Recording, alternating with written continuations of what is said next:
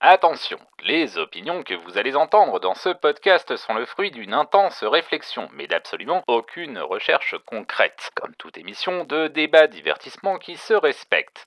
Si vous pensez que Mythe l'imitator, c'est probablement vrai. Si vous voulez vous en plaindre, je suis sûr que vous savez déjà comment vous y prendre. Tut tut, les rageux.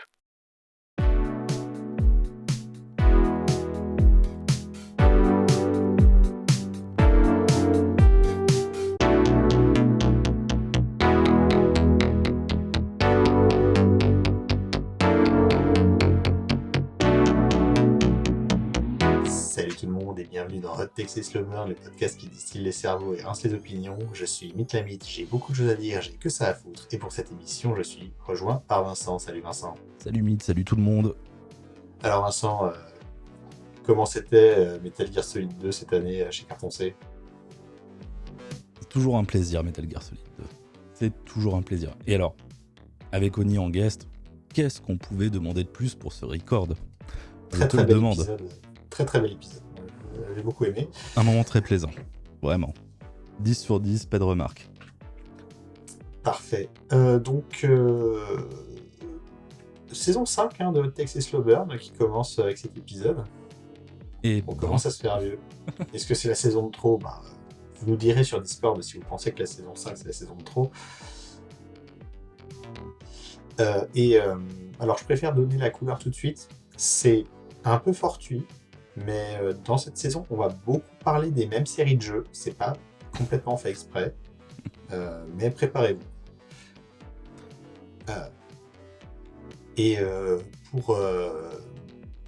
Pour inaugurer donc cette saison 5, je me suis dit qu'on allait parler d'un jeu qui est cher à nos cœurs, à toi et à moi,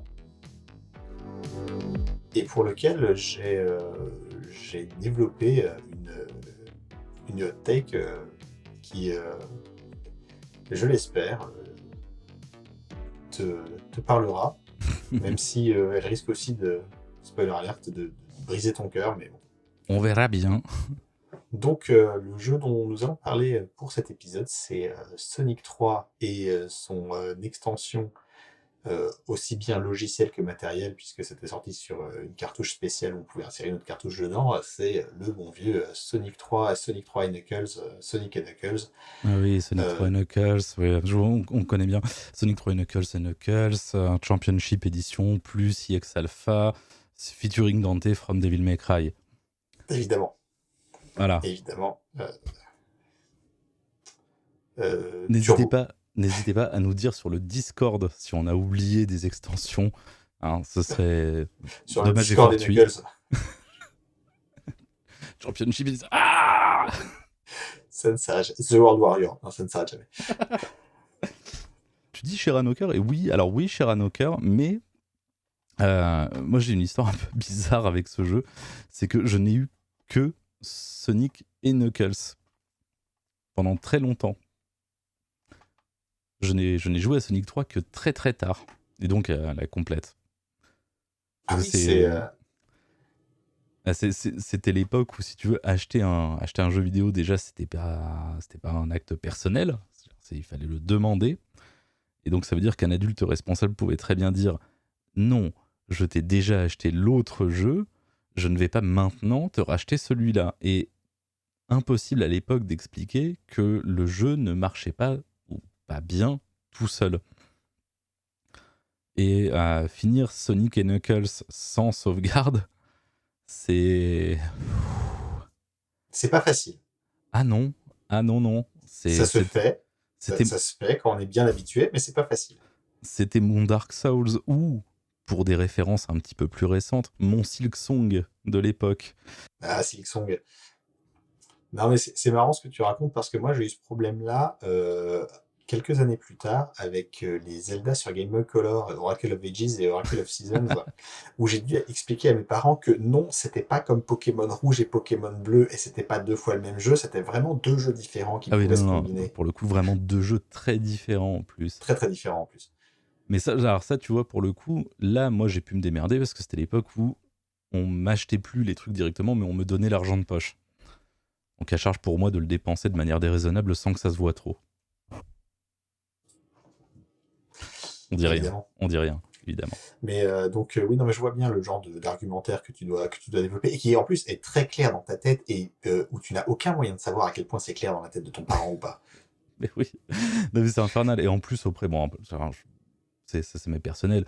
L'adulte raisonnable en question, c'était ma grand-mère paternelle qui était absolument adorable dans tous les cas de figure. Donc jamais je lui en voudrais de ça. Mais c'est vrai qu'elle a rendu mon rapport au jeu un petit peu compliqué malgré elle. Mais bon, voilà, c'est des petits détails tout ça. C'est juste des petites anecdotes rigolotes. Pour les petits jeunes qui nous écoutent, évidemment, on va faire un petit récap. Hein. En 1994, Sonic est un petit peu au fait de sa gloire, a vraiment explosé les compteurs en 1991 avec Sonic 1, a très très bien marché avec Sonic 2 en 1992. Sonic CD existe sur Mega CD en 1993. Et en 1994, il est temps de sortir Sonic 3. Il est temps à nouveau, autant à nouveau. La Sonic Team est sur le coup, Yuji Naka est sur le coup. Et le problème, c'est qu'ils veulent faire un jeu tellement grand, tellement ambitieux, tellement vaste, que ils n'ont pas le temps de le faire sortir dans les temps. Et il faut sortir un Sonic très très vite. Et donc, Sega des années 90 étant ce qu'il est, ils se sont dit, ah vous savez quoi, on va couper le jeu en deux. Et puis on va faire une cartouche qu'on va appeler Sonic 3. Et les niveaux qui restent, on va les mettre sur une autre cartouche. Et puis, on va faire un bordel d'électronique. Et puis on va pouvoir mettre les deux cartouches ensemble. Et puis voilà. Et alors, ce qui vous donne en gros une cartouche classique qui est Sonic 3 avec la pile de sauvegarde, et une petite cartouche avec un petit capot et un deuxième port cartouche sous le capot qui est Sonic et Knuckles. Si vous aviez que Sonic et Knuckles, bah vous sauvegardiez pas, tant pis pour votre cul. Et si vous vouliez faire le jeu complet, vous mettiez Sonic et Knuckles dans la console, vous ouvriez le capot et Sonic 3 dans Sonic et Knuckles, comme d'aucuns diraient, comme un parent dans un autre parent. Mais ça, cela ne nous regarde pas. Et cette technologie, en plus, elle a ensuite inspiré le fameux 32X qui permettait d'avoir des performances de console 32 bits sur la Mega Drive qui était une console 16 bits. Et donc, tu pouvais faire une Tower of Doom avec un 32X, un Action Replay, Sonic Knuckles, Sonic 3.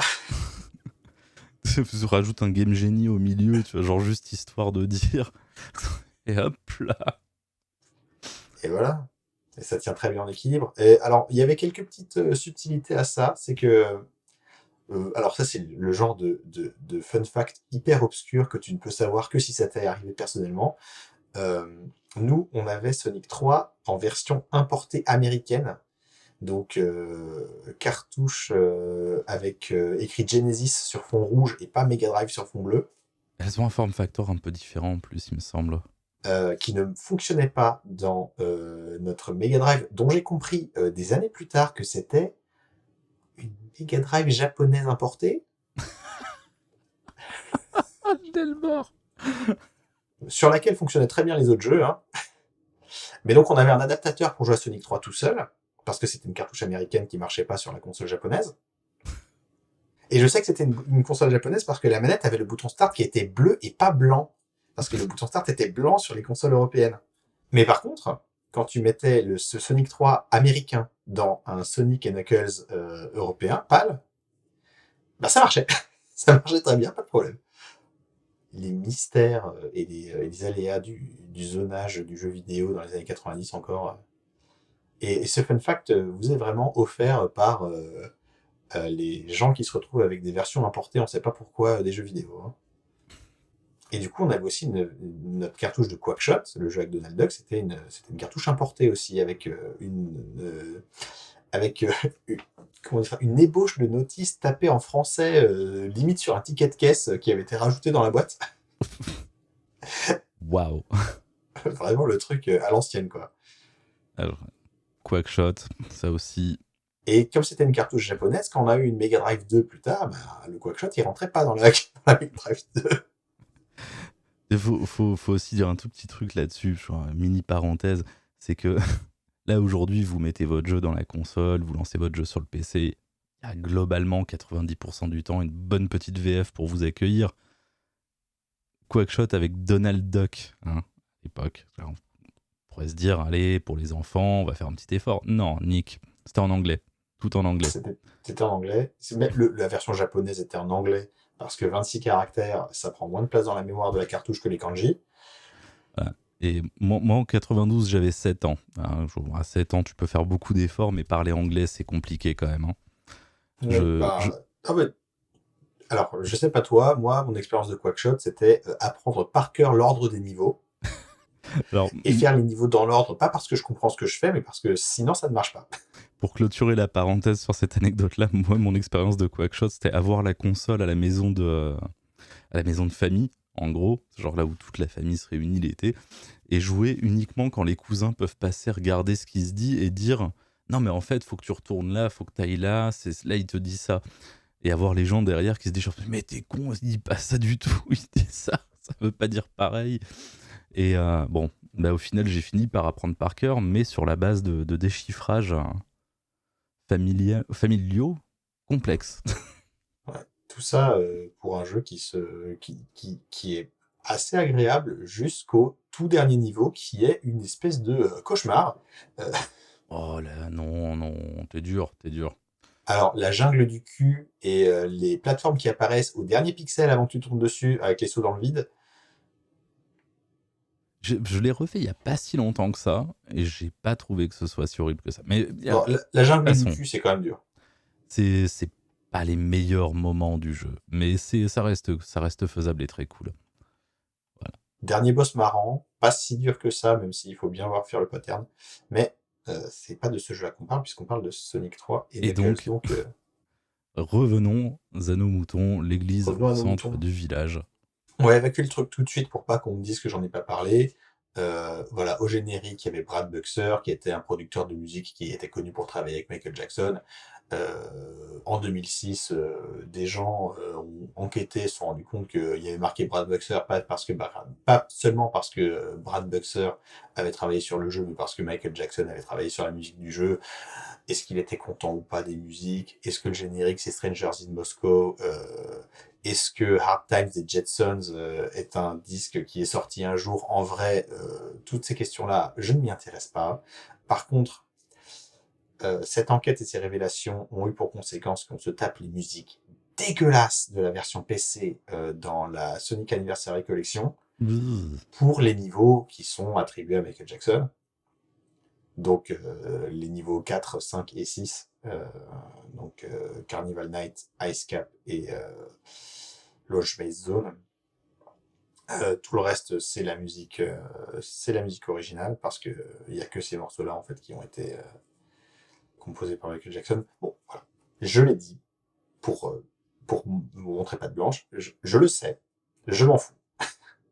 Donc voilà, moi j'ai eu d'abord Sonic 3, ensuite Sonic et Knuckles, on a combiné les deux, c'était incroyable.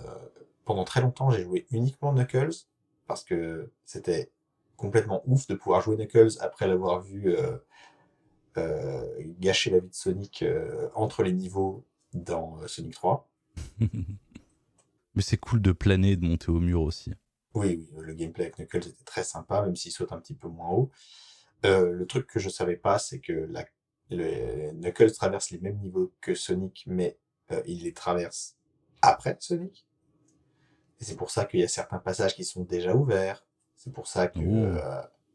c'est pour ça qu'il se bat contre un Egg Robot et pas contre le Docteur Robotnik, parce que le Robotnik est parti, il a été vaincu. Et tous ces trucs-là, si tu joues pas la campagne de Sonic, bah c'est pas clair que la campagne de Knuckles se joue après. Mais bref, donc ouais, Sonic et Knuckles, quand on combine les deux jeux, ça fait 14 niveaux qui s'étalent sur toute une gigantesque île flottant dans le ciel qui s'appelle Angel Island et qui reprend directement la suite de Sonic 2. À la fin de Sonic 2, Sonic va dans le Death Egg, l'œuf de la mort, pour combattre le Dr Eggman. Il le bat, le Death Egg s'écrase sur l'île. C'est en fait un retcon de la fin de Sonic 2 où on le voit exploser, mais bon, peu importe. Et sur Angel Island se trouve, en plus des Chaos Emeralds, la fameuse Master Emerald gardée par Knuckles. Et le docteur Robotnik veut se servir de la Master Emerald pour réparer et alimenter les réacteurs de son Death Egg pour de nouveau conquérir le monde. Et donc Sonic va chercher à arrêter le docteur Eggman et va le poursuivre jusqu'au cœur du Death Egg pour à la fin un affrontement complètement épique dans l'espace, pour peu qu'on ait réussi à récupérer les Chaos Emeralds dans les niveaux spéciaux pour pouvoir se transformer en Super Sonic et avoir une fin complètement folle où on est voilà, Super Sonic qui vole entre les astéroïdes, qui doit esquiver les missiles pour battre Eggman qui s'enfuit avec la Master Emerald dans l'espace. Du coup, dans ce jeu, on commence assez tranquillement sur Angel Island, et on combat un robot incendiaire qui met le feu à la forêt. C'était très impressionnant à l'époque de voir cette jolie île tropicale devenir complètement ravagée par les incendies. En 2025, ça fait des échos bizarres à ce qui se passe dans la vraie vie, mais bon, ça c'est encore notre problème. Est-ce que tu te rappelles de la deuxième partie du niveau Carnival Night Zone avec le petit tambour rouge et blanc qu'il faut faire osciller de haut en bas? Oui. Oui, je m'en rappelle parce que chaque fois que je relance le jeu, et ça c'est pas une blague, à chaque fois j'oublie comment ce truc fonctionne. Et à chaque fois, je rage et je time out sur cette zone comme un abruti. Et ça me rend fou. Alors, il y a un moment dans ce niveau où le seul moyen de sortir, c'est de réussir à faire en sorte que cette espèce de baril s'enfonce suffisamment dans le sol pour passer par une ouverture et continuer le niveau. Et ce truc-là, en fait, peut se contrôler, seulement personne ne nous explique comment ça se contrôle, même pas le manuel.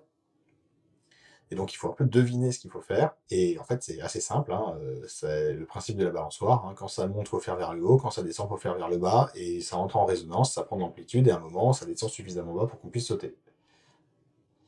Donc comme ça, vous aurez un enregistrement de podcast pour avoir la soluce du Carnival Night Acte 2 dans Sonic 3 et dans Sonic 3 et Knuckles. Gros point de frustration pour moi à l'époque où on avait Sonic 3, et il fallait attendre que quelqu'un d'autre fasse le niveau pour moi, ou que je joue sur une sauvegarde déjà finie pour voir les niveaux restants, parce que sinon j'étais bloqué à Carnival Night pour toujours. Parce que je vous rappelle qu'à l'époque, il fallait que les parents vous autorisent à aller sur le Minitel pour avoir la soluce. Et parfois, la soluce sur le Minitel, elle n'avait aucun sens. Donc, c'était vraiment, tu payais cher et t'étais pas sûr de ce que tu allais obtenir. C'était un petit peu comme ChatGPT, mais 30 ans avant, quoi. Mesdames et messieurs, le monde d'avant Internet. La fierté française, hein, Minitel. Fun fact, est-ce que tu sais en quelle année le réseau Minitel a été officiellement désactivé? C'est récent, non? C'est relativement récent. C'est pas 2020? Ah, pas 2020, c'est 2008. Ah, quand même. C'est moins récent que ce que je pensais.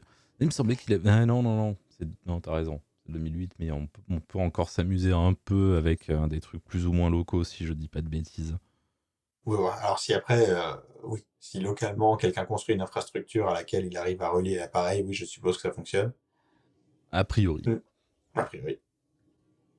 Mais donc, ouais, c'était pas facile. Et en plus, c'était vraiment frustrant parce que Carnival Night Zone, c'est un niveau que moi je trouve pas ouf. Ah, il était vraiment pas plaisant de base. Hein. Et alors Bah, ça rajoute juste au problème. Hein.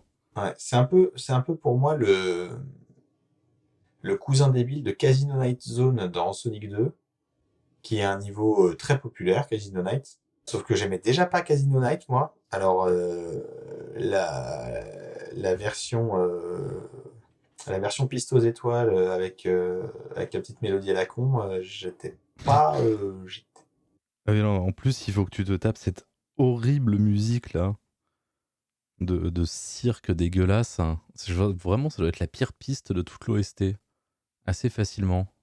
Eh ben, figure-toi que la version Michael Jacksonisée dans la version PC et dans la version Sonic Anniversary Collection est pire. Oh my god. Non, parce que l'espèce de musique de cirque à la con, c'est une musique de cirque à la con, mais il y a un aspect un peu expérimental, surtout dans l'acte 2 où les musiques sont un petit peu déconstruites. Il y a ce mérite-là. Mais par contre, la version programme MIDI libre de droit ajoutée à la va-vite parce qu'on avait plus Michael Jackson, c'est chaud. Hein. Oh putain, ouais, non, j'ai poussé la curiosité, hein, c'est vraiment pas dingue. Ouais, c'est vraiment pas dingue sur 20. Alors que les niveaux suivants, Ice Cap Zone et Launch Base, avaient des musiques qui étaient des bangers absolus, et eux aussi ont été remplacés par Who Cares.midi, et c'est dommage quoi. Oh, ils ont osé. Je viens d'écouter Ice Cap, non, c'est un massacre. Ice Cap, ils ont remplacé cet incroyable morceau qui était donc Hard Times des Jetsons, un morceau qui n'est jamais sorti, hein, j'insiste, mais en version un peu Eurodance, pas dégueu, Ah, c'est et ils l'ont honteux. remplacé par ce que je qualifierais de musique de pub Coca-Cola avec les ours polaires. Je sais pas, moi j'ai l'impression d'entendre vraiment vers random musique MIDI d'RPG Maker. Putain, c'est pas faux. C'est. Waouh. Vous Le niveau infligez de la pas ça, neige hein. le niveau de la neige point midi. Vraiment, vous ne vous sentez pas obligé d'être curieux, hein. C'est. Non. Et pour Launch Base, moi c'était mon morceau préféré, la musique de Launch Base. Et l'espèce de taratata militaire nul qu'ils ont mis à la place, c'est dur. Hein. Je sens que tu vas te faire du mal. Ah non, mais évidemment que je vais me faire du mal. Ouais, ok, d'accord. Faut que je me remette le morceau d'origine en tête déjà. C'est pas l'acte que j'ai le plus. Alors, moi, je l'adore à cause de sa musique. Je sais que bon, c'est une musique que beaucoup de gens considèrent un peu osef. Moi, j'aime beaucoup, mais j'aime bien le côté un peu chill, alors que c'est censé être le dernier niveau de Sonic 3 et que du coup, C'est chier. ah mais Qu'est-ce que alors c'est que cette merde? les trompettes à 2 balles, les trompettes midi dégueulasses, Non, mais vraiment. Oh, y a rien qui ah, va, c'est dur. quoi. Hein. Y a absolument rien qui va. Alors que la petite ligne de basse et les petits sifflets, ça donnait l'impression, enfin, pour moi, ça donnait l'impression que déjà il faisait chaud dans ce niveau. Donc ça donnait vraiment du contraste avec Ice Cap Zone qui était une zone froide. Alors que là, il y a rien qui va quoi. Y a vraiment rien qui va Et du tout. et si les youtubeurs c'était pas leur chou gras sur ces histoires de Michael Jackson, et ben les droits, personne les aurait réclamés et on aurait eu les musiques originales dans le jeu de 2023, j'insiste. Hein. Comme quoi, vous faites chier à savoir des trucs. Voilà, fermez vos bouches. Et les lanceurs d'alerte, parfois, c'est un problème. Voilà, c'est mode tech. Quoi non, ne sortez pas ça de son contexte. Et donc voilà, quand les deux cartouches étaient connectées, on finissait Launch Base Zone et on était transporté dans Mushroom Hill Zone, un niveau un petit peu bâtard qui doit à la fois être la suite du dernier niveau de Sonic 3 et qui en même temps va être le premier niveau de Sonic Knuckles. Donc gimmick avec les saisons, des trucs avec des espèces de poulies où il faut tirer dessus pour avancer. Ouais, un truc que j'aime beaucoup avec les Sonic, surtout à partir de Sonic 3, c'est que chaque niveau a une identité de mécanique de gameplay qui est bien marquée et qui se répète pas trop d'un niveau à l'autre. Mhm. En général, il y a un ou deux éléments avec lesquels tu peux interagir de manière unique dans chaque niveau. Et contrairement à un Mario qui a tellement de niveaux qui finit par faire du mix and match et du remix de ses gimmicks, là, vraiment, chaque niveau a ses propres gimmicks et ça leur donne des identités mécaniques assez marquées. C'est quelque chose que j'ai apprécié et que j'ai aussi apprécié de revoir dans Sonic Mania, par exemple. Oui, oui, je suis parfaitement d'accord avec ça. C'est d'ailleurs aussi présent dans Sonic Superstar, mais comme personne n'a joué à ce jeu et que les gens qui y ont joué ne l'ont pas aimé, tout le monde s'en fout. Drawing a fucking blank. Ah oui, ce truc qui était sorti il y a quelques... Oui, d'accord, ok. Ouais, Ouais, où ouais. Sega a eu la super idée de sortir ça en même temps que Nintendo sortait Super Mario Bros. Wonder. Ah, c'est fou qu'il se soit quand même dit, non, mais regarde, ça a super bien marché quand... 70 balles sur le shop. Pardon, excusez-moi, je viens de faire un AVC en ligne. Tout va bien, je reviens à vous. Je trouve ça quand même complètement dingue que les mecs soient dit regardez, quand on a fait Sonic 4, ça a pas du tout marché. Quand on a fait Sonic Mania, ça a fait un carton. Et si on faisait Sonic 4, mais en mode Mania, c'est du génie, non? Bah non. Alors, en vrai, Sonic Superstar, c'est un jeu qui, franchement, est vraiment pas loin d'être un 6,5 sur 10, tout à fait honnête et largement acceptable pour quelqu'un qui aime beaucoup Sonic, mais qui passe si près d'être ce 6,5 sur 10 que ça en devient insupportable.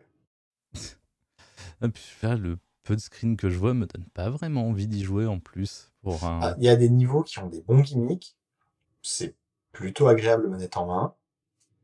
Il y a quelques bonnes idées du genre chaque Chaos Emerald qui donne un pouvoir différent, mais le jeu va trop loin sur certains, va trop loin sur les trucs qui vont pas et va pas assez loin sur les trucs qui vont.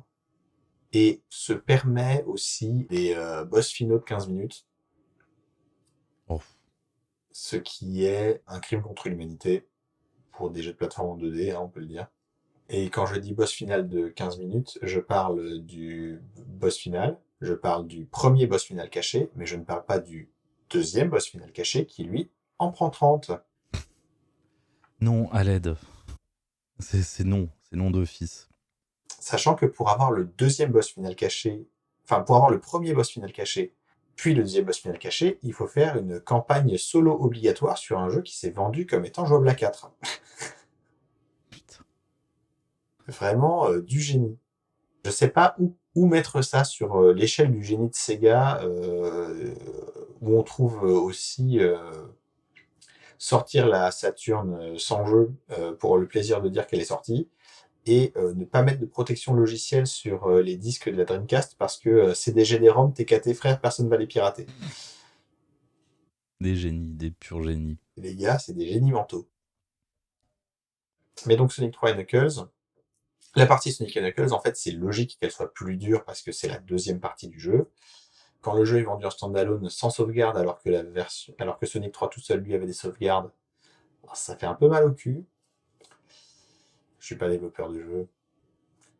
Il y a quelque part chez moi, il y a une petite voix dans ma tête qui peut pas s'empêcher de dire il y avait un système de sauvegarde dans le jeu d'avant.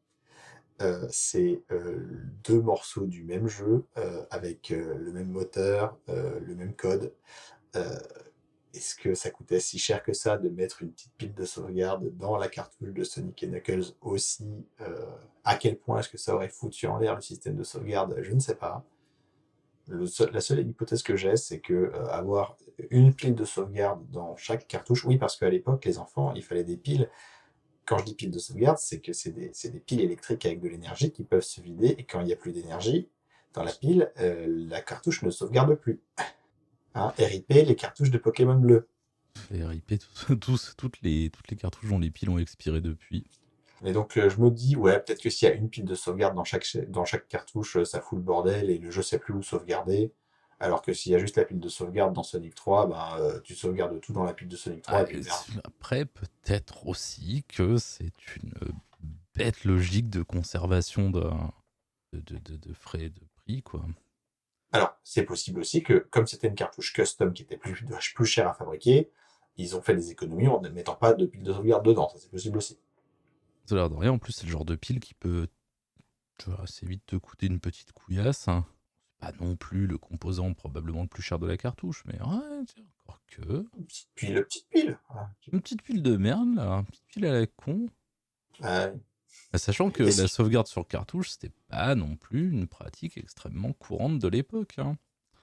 Les jeux sans sauvegarde qu'il fallait faire un 100% sur une seule traite, c'était encore un...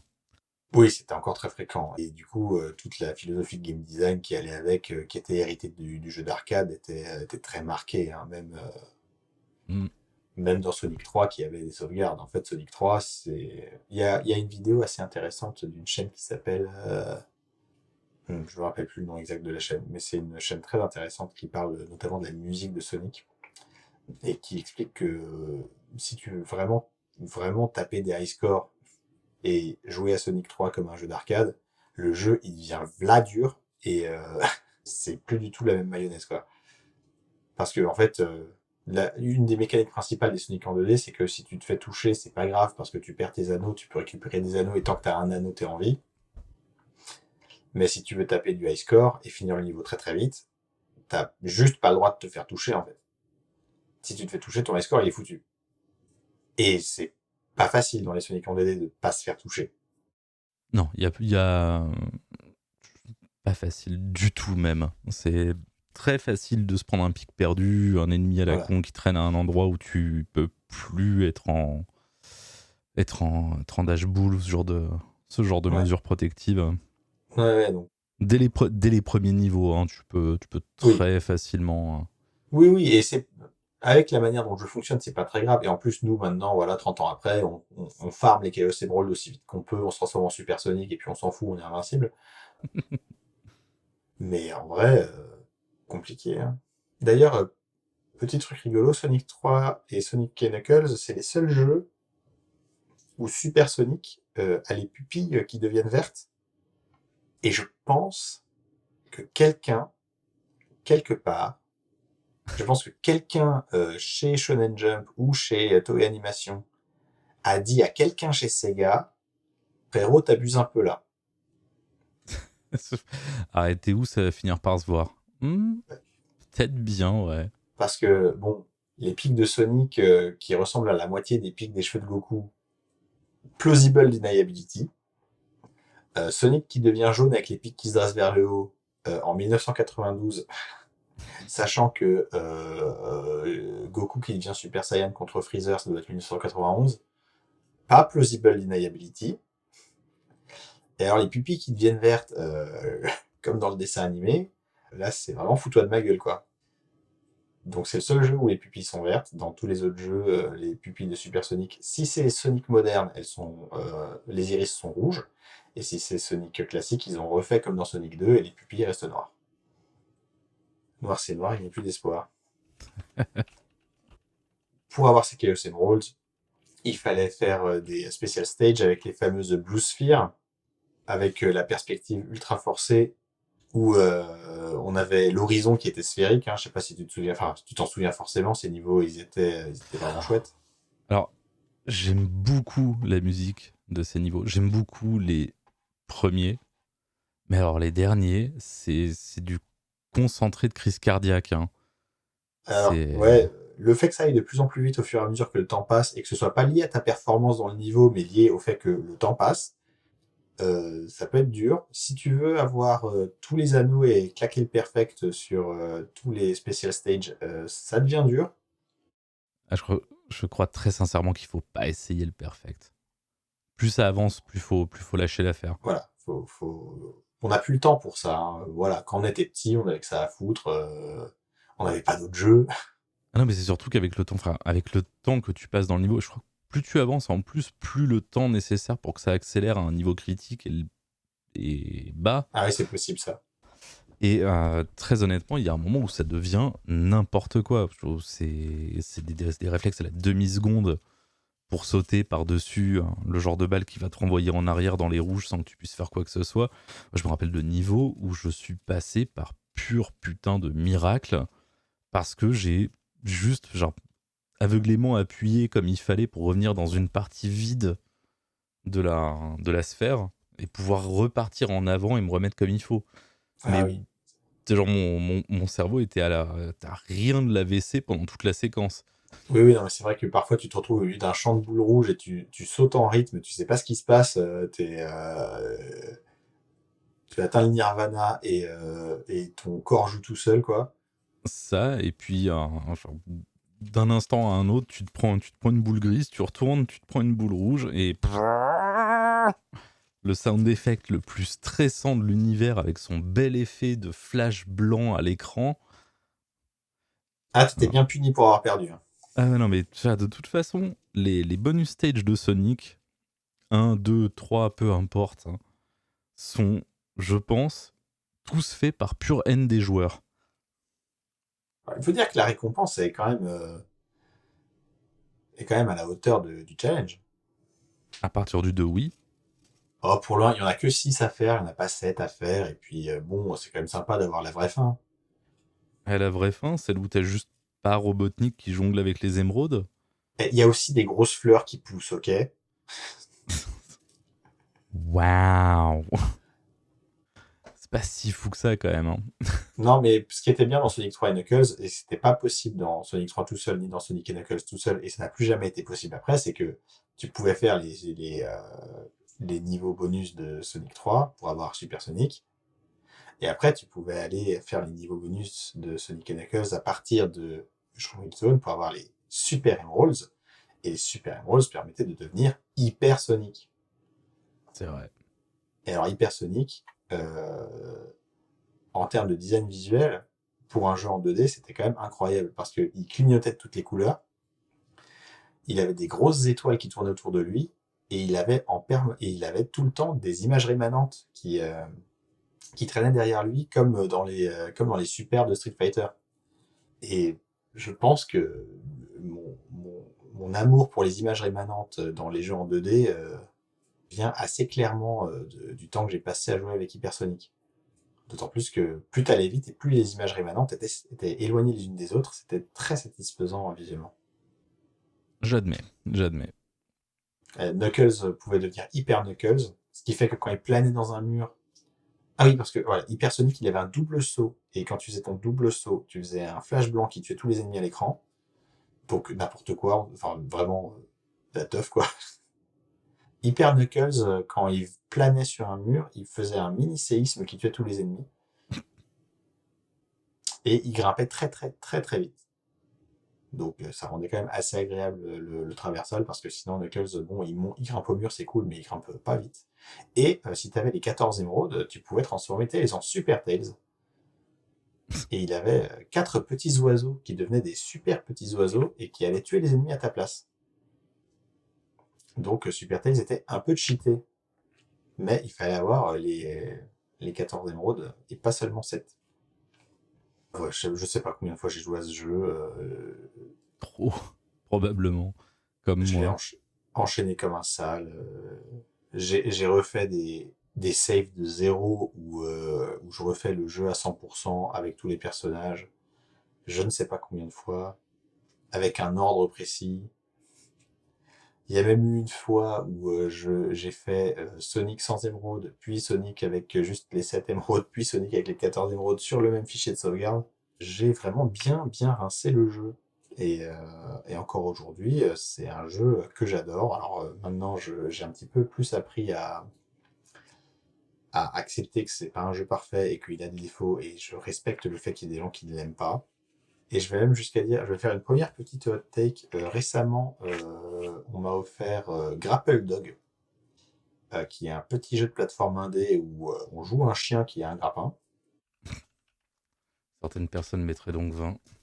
Alors, le petit chien se bat contre des robots, il se roule en boule quand il saute, et une bonne partie du gameplay est basée sur le fait d'accumuler de la vitesse.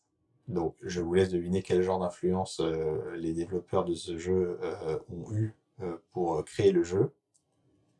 Et je dois bien admettre que, après avoir joué à Grapple Dog et à m'être battu contre certains de ces niveaux qui étaient parfois un peu agaçants, on va dire, je comprends mieux que si on n'a pas été matrixé depuis l'âge de 3 ans par la même série de jeux, on puisse ne pas aimer les Sonic en 2D. Ah. La prise d'otage permanente. Oui, je comprends mieux. Je comprends mieux que oui, il y a des choses que je pardonne à Sonic en 2D qui relèvent plus du syndrome de Stockholm qu'autre chose. Il m'aura seulement fallu 37 ans pour le faire, ça va. Ouais, ça va, tranquille. Tranquille. Tranquille. Non, mais en plus, voilà. Sonic Chronicles, c'est 94, alors que Grapple Dog, ça doit être genre 2021, donc bon. Il y en a aussi un à qui on pardonne plus facilement. Peut-être bien. Et puis bon, si vous arrivez à le toper à pas cher sur Steam ou quoi, le jeu il est sympa. Hein. C'est pas exactement comme Sonic et il y a des trucs qui fait moins bien, il y a aussi des trucs qui fait mieux, donc faut pas hésiter. Hein. Et moi, un autre truc qui m'avait beaucoup marqué à l'époque, on n'a pas parlé du mode de joueur, on va en parler très rapidement. Le mode de joueur existe. On peut faire la course sur des niveaux. Il y a 5 niveaux sur lesquels on peut faire la course. Si vous voulez plus de détails, je vous invite à aller écouter la musique du 5e niveau qui s'appelle Endless Mine, qui est une musique absolument sublime et incroyablement mélancolique. Et il n'y a pas de raison qu'une musique aussi belle et aussi triste soit dans le mode de joueur obscur de Sonic 3. Mais elle est là. Et c'est un bel exemple de musique en accord majeur qui est quand même triste. Je sais pas si tu me donnes ton seal of approval. Alors, je suis en train d'essayer de retrouver le morceau pour savoir si oui ou non. Le mode de joueur, par contre, ça, je ne l'ai jamais touché personnellement. Encore une fois, j'ai Alors, on pas pouvait y eu. jouer tout seul et faire du time trial. Oui, bah alors quand j'ai commencé à y jouer, j'avais un petit peu autre chose à faire. Oh, voilà. Mais bon, enfin, alors c'est pas hyper marrant. Alors, en fait, moi j'y ai beaucoup joué quand j'avais juste Sonic 3 parce que c'était le seul moyen de jouer Knuckles. Ah, c'est triste. Ah oui, d'accord. Clairement, donc, oui, au final, moi je me plaignais d'avoir que Sonic et Knuckles, mais en vrai, avoir que Sonic 3, t'as aussi tes problèmes, quoi. Hein, Ouais, t'as aussi tes problèmes. Mais cela dit, moi j'ai pu jouer à Sonic 2 et Knuckles. Ah Ah, ah, Sonic 2 et Knuckles, c'est incroyable aussi. Il y a quelques niveaux qui ont été accommodés pour la hauteur de saut de Knuckles, mais globalement, sinon, c'est le même jeu. Et tout se passe bien jusqu'au dernier boss. comme souvent dans Sonic 2. Alors oui, mais le dernier boss de Sonic 2, quand tu joues Sonic ou Tails, si tu es assez bon, tu peux sauter par-dessus les bras pendant que le robot marche pour taper le dessus du ventre Oui, et raccourcir un peu le combat. Mais comme Knuckles saute moins haut que Sonic, tu sautes sur les pointes des bras du robot et tu te fais tuer instantanément. Et donc tu es obligé d'attendre qu'il montre son gros ventre à la fin de la phase d'envol. Et tu dois le faire 12 fois. c'est très long, c'est très très long. Il faut pas se rater. Mais oui, Sonic 2 et Knuckles, très très sympa. Enfin, le nom exact, c'est Knuckles the Echidna in Sonic 2 the Hedgehog. Absolument. Il n'y a pas que Capcom et Kingdom Hearts qui ont le droit de faire des titres incroyables à leurs jeux vidéo. Et notez que si vous mettiez Sonic 1, bah, vous aviez juste droit à plus de niveaux bonus. Oui, en fait, ça, alors, si Et vous preniez n'importe la quel autre jeu, en cartouche fait. de Sonic et Knuckles et que vous mettiez une cartouche Mega Drive dedans, qui n'était pas Sonic 2, vous aviez un niveau bonus qui inédit, qui était généré à partir d'un code qui était quelque part dans la cartouche du Mega Drive que vous mettiez dedans. Ces codes étaient une combinaison, alors je vais pas dire de conneries, mais ça devait être une puissance de 2 assez élevée, le nombre de codes différents qui pouvaient exister. Et quand vous mettiez la cartouche de Sonic 1 dans le Sonic Knuckles, vous pouviez tous les faire avec toutes les combinaisons. Donc vous aviez peut-être pas plusieurs milliards, mais plusieurs millions assez clairement, niveaux bonus différents, et de plus en plus durs, que vous pouviez enchaîner. Est-ce que j'ai passé quelques étés à faire que ça? Je Vous serais n'avez pas de preuve. absolument pas surpris. Vous n'avez aucune preuve. L'autre truc qui était assez cool quand on avait Sonic 3 Knuckles, c'est que 128 millions 16 000. Voilà. voilà, ça doit être une puissance de 2, ça. Genre 2 puissance 256 ou un truc comme ça. Mais apparemment, c'est d'autres niveaux en spéciaux inédits quand tu le fais avec un autre jeu. Ah, c'est pas parmi les 128 millions? Non, c'est encore d'autres. Aïe, aïe, En aïe. tout cas, c'est l'information que je trouve. Donc, Ça veut dire que si c'est vous savez 128 mieux, millions plus le nombre de jeux, plus le nombre de cartouches Mega Drive. a priori, hein, si vous avez une Très bien. information contraire, hein, tout ça, le Discord, hein, évidemment. Ah oui, n'hésitez pas. Ouais, l'autre truc qui était très cool, c'était que quand on jouait Sonic et Tails, bon, c'était les mêmes niveaux, et Tails ne faisait pas la confrontation finale dans l'espace. C'est un peu dommage, mais on comprend pourquoi. Donc lui, il s'arrête au niveau 13. En revanche, Knuckles avait sa propre fin, avec son propre boss final, et il prenait pas les mêmes chemins dans les niveaux parce qu'il pouvait casser certains murs que Sonic, lui, ne pouvait pas casser. C'était beaucoup plus facile de finir avec Knuckles que de finir avec Sonic d'ailleurs, quand tu n'avais Oui, que Sonic et Knuckles. Parce C'était Oui, beaucoup plus court. parce que quand tu joues avec Knuckles, Lava Reef Zone n'avait pas de boss. Ensuite, Hidden Palace Zone durait littéralement 5 secondes. Et tu étais directement au dernier boss sur Flying Sanctuary Zone. C'est Donc ça ça. veut dire que le dernier boss normal que tu affrontais, c'était celui dans le désert, avec les pyramides. Et ensuite, c'était une ligne droite quasiment sans boss jusqu'à la fin du jeu. Dernier boss assez stylé d'ailleurs, puisque c'est un robot Sonic qui peut se transformer en robot supersonique grâce au pouvoir de la Master Emerald. Avec bon, en gros, faut suivre le pattern et être attentif pour le battre, mais c'est quand même très cool. Et donc, moi, ce que je trouve intéressant, c'est que dans Sonic 2, on pouvait jouer Tails, mais ça changeait rien, il se jouait exactement comme Sonic, et tu faisais les mêmes niveaux qu'avec Sonic, et puis voilà.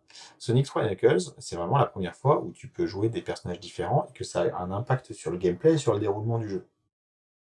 Et donc je pense que c'est vraiment la première fois que dans un jeu Sonic, tu as voilà, cette capacité à changer ton expérience de jeu en fonction du gameplay et des personnages auxquels tu as accès.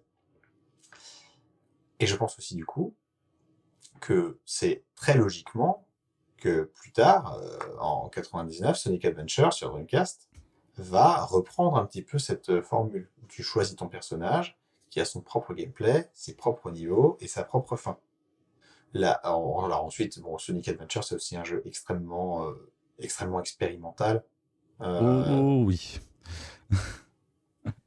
je l'aime beaucoup, mais il n'y a pas tout qui va dans Sonic Adventure. Avec ce que ça comporte de bon et de moins bon.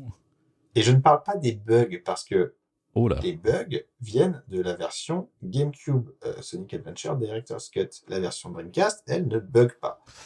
Il y a quand même 2-3 trucs hein, sur Dreamcast. Bah, alors, les modèles 3D des personnages humains sont vraiment dégueux, mais par contre, je préfère les textures de peau des personnages.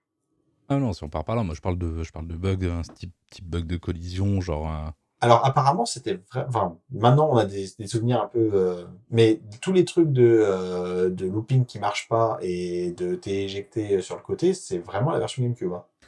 Écoute, moi je peux te le dire, je n'ai jamais joué à la version GameCube et pourtant j'ai des souvenirs très précis de Est-ce passage que en tu y as dessous de la joué map. plus tard Est-ce que tu y as joué plus tard sur PC ou sur Xbox Ah non, 360? non, je n'y ai Ok, pas rejoué depuis l'époque Dreamcast autrement qu'avec la Dreamcast et le CD ok. d'origine.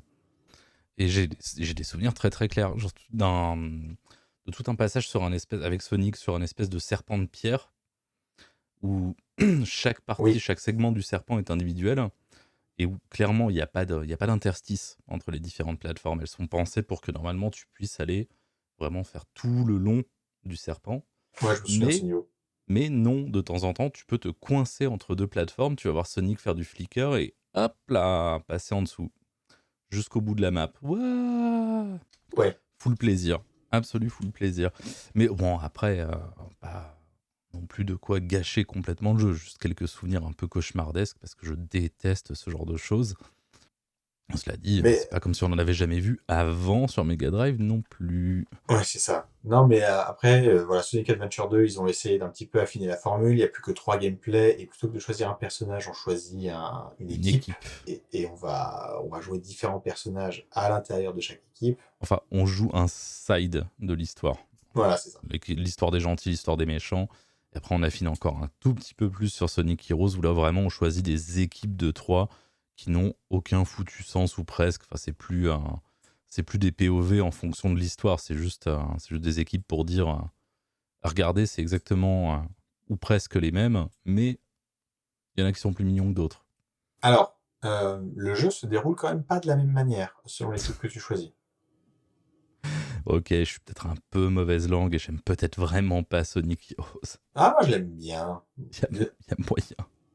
non, parce qu'en fait, l'équipe Sonic, c'est le gameplay standard. L'équipe Dark, c'est le mode difficile. Euh, La team Chaotix, c'est des objectifs. Le but, c'est pas forcément d'aller au bout du niveau. Et la team Amy, c'est vraiment le mode facile de chez facile. Je vois. Ensuite, bon, là, les choses ont déraillé. On a eu Shadow the Hedgehog avec ses véhicules. Et 11, 12 fins. Shadow avec un flingue. Shadow avec un flingue, mon gars. Et puis ensuite, bon, bah, le fameux Sonic 2006. Hein. Mais tous ces jeux, en fait, ils reprennent un petit peu la formule de Sonic 3 et Knuckles, puisque tu choisis des personnages différents avec des gameplays différents qui ont un impact sur le déroulement du jeu. Et même plus tard, Sonic Unleashed, le fait de pouvoir jouer Sonic normal le jour et Sonic Garou la nuit, et ben ça fait que tu as un peu deux personnages différents avec des gameplays différents. Et il y a plein de... Enfin, en fait, c'est un peu comme si Sega avait pas confiance dans la capacité de Sonic à porter un jeu à lui tout seul. Et du coup, t'as toujours du gameplay alternatif qui va se promener quelque part. Sonic Colors, tu vas avoir les Wisps qui vont te donner des pouvoirs différents. Sonic Generation, bah, tu pouvais jouer Sonic classique ou Sonic moderne, et il y en a un qui se joue en 2D comme sur Mega Drive, et l'autre qui se joue en 3D comme Sonic Unleashed. C'est encore pareil avec Sonic Forces en 2017. Hein. Tu peux jouer ton personnage original, ne pas voler. Tu peux jouer Sonic moderne ou Sonic classique. Sonic Mania, ben, ça reprend la formule de Sonic 3 et Knuckles. Tu choisis ton personnage et ça va changer certains chemins, même avec les personnages DLC. Donc, en fait, c'est un truc qui est devenu vraiment intégré à l'ADN à l'ADN des jeux Sonic, de choisir son personnage et d'avoir un gameplay différent. Même dans Sonic Shuffle, le party game sur Dreamcast, selon le personnage que tu choisis, tu as des pouvoirs spéciaux qui vont impacter ta manière d'utiliser les cartes pour avancer sur le plateau. On allait jusqu'à mentionner Sonic Shuffle. Vous êtes tombé bien bas, monsieur Lamite. Bien bas. Alors, je n'ai pas de mauvais souvenirs de Sonic Shuffle. Et j'y ai pas mal joué. On va le dire, comment dire, généreusement. C'est pas extra, quoi. Ouais, non, oui, c'est un peu mouif. Ça se démarquait de Mario Party parce que, en fait, pour savoir de combien de cases t'allais avancer, c'était une carte que tu choisissais avec une valeur, et les chiffres entre 1 et la valeur que tu avais choisi défilaient très très vite. Donc si tu avais l'œil et des bons réflexes, tu pouvais avoir la valeur maximum à chaque fois.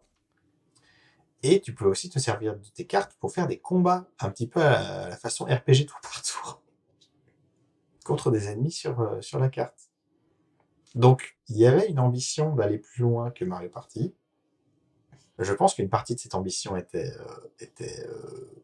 accomplie, même si pas forcément d'une manière très... Enfin, le jeu n'est peut-être pas la version la plus parfaite de lui-même, hein, mais bon, moi j'en ai des bons souvenirs. Et donc, voilà. Le truc, c'est que Sonic 3 Knuckles, donc, a apparemment un petit peu servi de blueprint pour tous ces jeux Sonic. Et le truc, c'est que bah, tous ces jeux Sonic, c'est un petit peu des jeux qui ont pas une réputation extraordinaire. Hein. Même un jeu qui a un peu une aura comme ça, comme Sonic Adventure 2, en réalité, c'est un jeu qui a beaucoup divisé les fans à l'époque. C'est un jeu qui est quand même un petit peu la risée des gens qui sont pas forcément très très fans de Sonic. Donc, je pense que ma hot take pour cet épisode, c'est que Sonic 3 Knuckles, c'est un très très bon jeu, mais c'est aussi le jeu qui a un petit peu précipité Sonic dans sa période sombre de clown du monde du jeu vidéo, quoi. Ok. En fait, moi je pense que voilà, Sega a essayé de chasser le dragon, quoi. Ils ont voulu refaire la magie de Sonic 3 et Knuckles, et ils ont jamais réussi. Hmm. Oh, ok. Ok, ok. D'ailleurs, les gens qui ont réussi, bah, c'est l'équipe de Christian Whitehead quand ils ont fait Sonic Mania, et c'est pas des gens de chez Sega.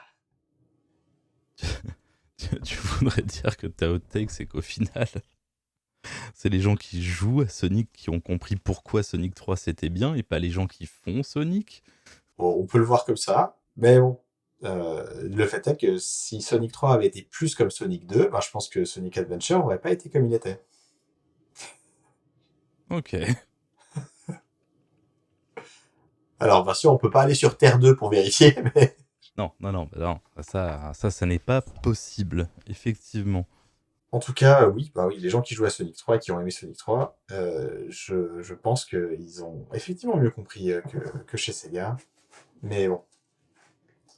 Après, quand Sega a essayé de se démarquer un petit peu et s'est mis à nous donner en boucle du Green Hill Zone et du Chemical Plant Zone. Ah, regardez, vous vous rappelez Sonic 1 et Sonic 2? Bah, c'est pareil, c'était la Hesse. Oui, oui, non, mais clairement, on peut le voir comme ça. C'est assez correct, effectivement. Maintenant, est-ce que ça aurait été pour le mieux?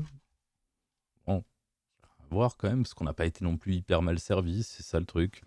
Mais On n'a pas été peut-être. hyper mal servi, donc effectivement, c'est dur à dire. Enfin, Sonic Adventure, ça va. Après, bon, on a commencé à être un peu mal servi, hein, parce que Sonic 2006, c'est chaud. Putain. Ouais, non, Sonic 2006, c'est chaud. On est bien placé pour le savoir, toi et moi. C'est C'est vrai. chaud. C'est très compliqué. Et puis après, hein, voilà quoi. Hein.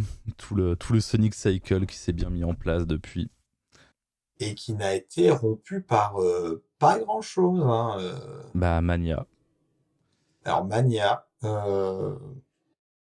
Frontiers a fait un petit effort quand même, voilà, mais Sonic Frontiers a fait un effort, c'est un pas dans la bonne direction. Le problème, c'est que ça met aussi en avant des trucs qui sont quasiment irrécupérables dans la franchise Sonic. Parce que, ok, il y a des ressorts et il y a des rails pour faire du grinding et tout, mais qu'est-ce que ça fout là? C'est juste là pour que Sonic puisse grinder dessus, quoi. et puis c'est cet open world, on se fait chier quoi en fait. Je préférerais enchaîner les niveaux hein, et pas voir ce machin là. Ça m'a pas tellement dérangé. En fait, moi, j'aimerais bien, à la rigueur des niveaux, mais avec le gameplay qu'il y a dans l'open world, parce que Sonic, c'est rarement aussi bien manié en 3D que dans Sonic Frontiers. Ça, oui. C'est pour ça d'ailleurs que le jeu est plaisant malgré tout. Mais bon, voilà quoi. On s'emmerde un peu dans cet open world. S'y fait chier. Et ouais, donc du coup, tout ça est peut-être bien. Tout ça est peut-être bien la faute de Sonic 3. Eh oui, terrible. Hein. Ah, cet homme est un fou. Je vous rappelle que Hot Take et Slow Burn est un podcast Studio Carton C. N'oubliez pas de vous rendre sur le site studiocartonc.fr pour voir tous les autres podcasts. Rendez-vous sur le Discord aussi. Vous pouvez envoyer un mail pour nous dire à quel point vous n'êtes pas d'accord à hottech.slowburn@gmail.com. Merci à Paul pour le montage, merci à Vincent pour la voix off au début de l'émission. Merci à Simon pour la musique du générique. Retrouvez la chaîne YouTube de Simon dans la description de l'épisode. Ben voilà, on se retrouve le mois prochain. D'ici là, je suis toujours Mytlamite et vous pouvez continuer de ouvrir votre esprit en jouant à des jeux vidéo. Allez, salut tout le monde.